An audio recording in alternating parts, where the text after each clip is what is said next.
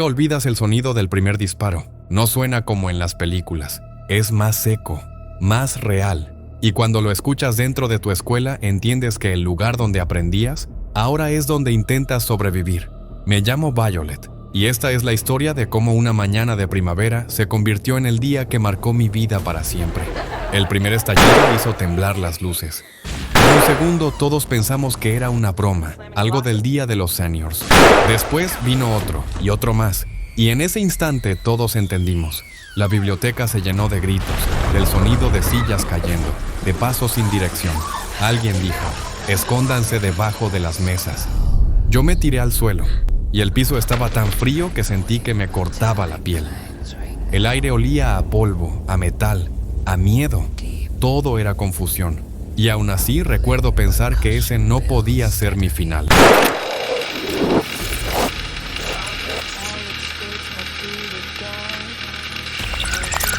Tres meses antes, mi vida era como la de cualquier otra chica de preparatoria.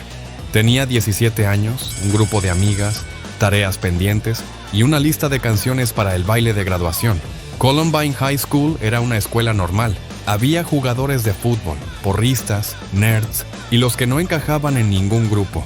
Yo era de esas que pasaban desapercibidas. Nadie imagina que en un lugar así pueda ocurrir algo que cambie la historia.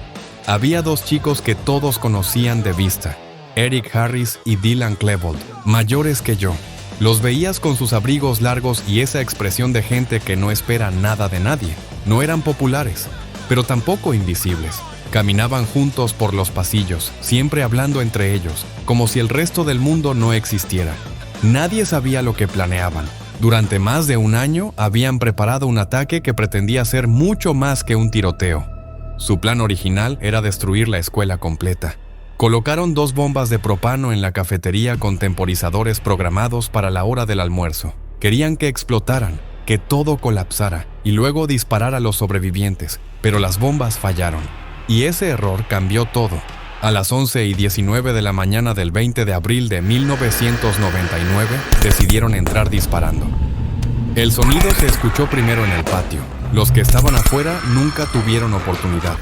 Los que estábamos dentro escuchamos el eco de algo que nunca habíamos oído antes. En segundos, los pasillos se llenaron de gritos y de pasos. Profesores cerraban puertas, otros trataban de entender qué pasaba. Y cuando los disparos llegaron a la biblioteca, el mundo se detuvo. No hay manera de explicar el miedo sin palabras feas, así que solo diré esto. Sentí como el aire me ardía al respirar. Podía escuchar sus botas golpeando el suelo. Se reían. Parecía un juego para ellos. Los libros caían de los estantes y los teclados de las computadoras hacían un sonido seco cuando las balas los alcanzaban. Lauren estaba cerca de mí.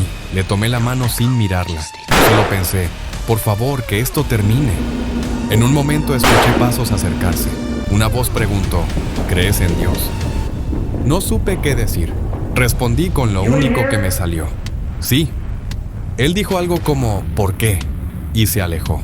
Ese instante se convirtió en uno de los más repetidos y malinterpretados del caso.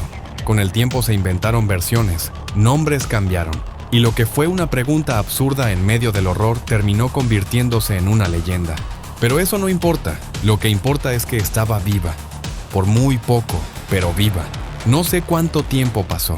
Tal vez minutos, tal vez una eternidad. Cuando el silencio llegó, no supe si era el fin o solo una pausa. La policía tardó más de 40 minutos en entrar. Era el protocolo de ese tiempo, esperar refuerzos, asegurar el perímetro. Para nosotros fue una eternidad. A las 12:08, los 2 tiradores se suicidaron. El ataque había durado 49 minutos. 49 minutos que cambiaron para siempre cómo Estados Unidos veía la seguridad en las escuelas. Cuando por fin escuché a un policía gritar mi nombre, no respondí. No podía. Solo respiré.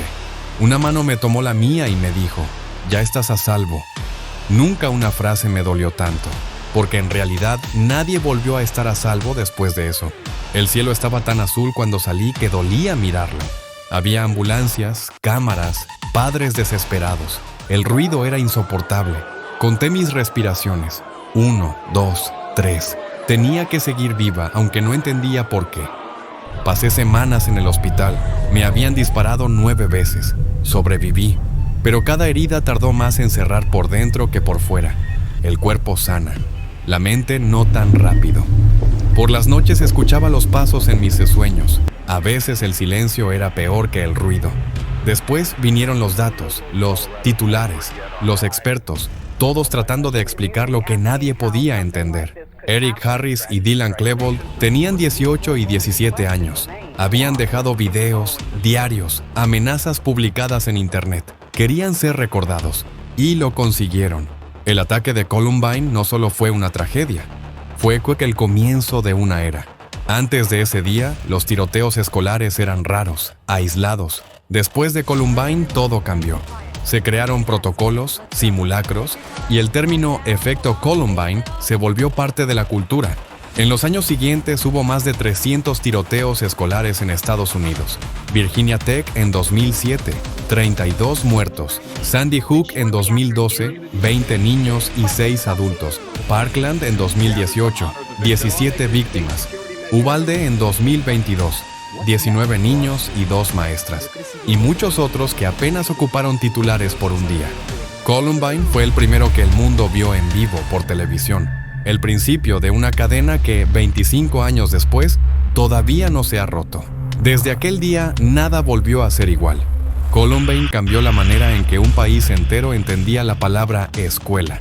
Ya no era sinónimo de seguridad, sino de preparación para lo impensable. Empezaron a instalar detectores de metales, cámaras en cada esquina y oficiales armados en los pasillos. También llegaron los simulacros: corre, escóndete o lucha. Una generación entera aprendió a arrastrarse bajo escritorios antes de aprender álgebra. Al principio se decía que eran medidas temporales, pero 25 años después son parte de la rutina. Yo crecí viendo cómo los niños más pequeños repetían mis mismos miedos sin saber de dónde venían. Los veía en noticieros, agachados, saliendo en fila con las manos en alto, y me dolía reconocer ese gesto. En 2025, Estados Unidos ya había superado los 400 tiroteos escolares documentados desde aquel 20 de abril de 1999. Cada vez que ocurre uno nuevo, los mismos debates regresan. Armas, salud mental, redes sociales, vigilancia. Y cada vez que escucho un nuevo nombre de escuela en las noticias, siento como si una parte del eco de Columbine se reactivara. Durante años se pensó que más seguridad resolvería el problema, pero la verdad es que las cámaras no ven lo que pasa dentro de una mente. He hablado con sobrevivientes de otros lugares, de otros años. Todos decimos lo mismo. El miedo cambia de forma, pero nunca se va.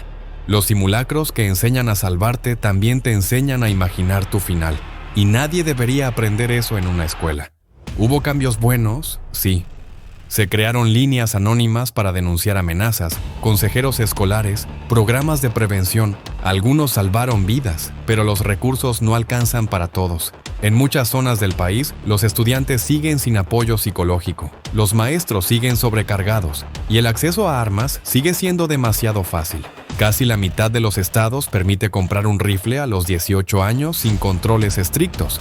Y eso lo cambia todo. Los investigadores le dieron un nombre a lo que vino después: el efecto Columbine. Así llaman al fenómeno de quienes se inspiran o intentan imitar el ataque original. Muchos de esos agresores mencionaron a Eric Harris y Dylan Klebold como ídolos o modelos. Algunos incluso repitieron la fecha, el 20 de abril, por ser el cumpleaños de Hitler, la misma que ellos eligieron a propósito. Otros copiaron su ropa, sus frases, sus armas. La historia se convirtió en un guión que demasiados quisieron repetir. Y cada año, mientras más escuelas suman protocolos, más jóvenes descubren ese legado oscuro en Internet. A veces me preguntan si sigo creyendo en Dios, si odio a esos dos nombres, si alguna vez los perdoné. No tengo respuestas simples. Lo único que sé es que sigo aquí, que el sonido del primer disparo no se olvida, pero con el tiempo se vuelve parte del silencio. Y que ese silencio, aunque pesa, también es una forma de seguir viviendo. Los años pasan, las cicatrices cambian de color, pero la memoria no se borra. Todavía sueño con pasillos, con mesas, con luces parpadeando. Y cada vez que alguien dice Columbine, no pienso solo en la tragedia. Pienso en las vidas que continuaron, en los que eligieron sanar, en los que transformaron el dolor en acción. Porque sobrevivir no fue suerte, fue resistencia. El día que todo pasó duró menos de una hora. Pero esa hora cambió un país entero.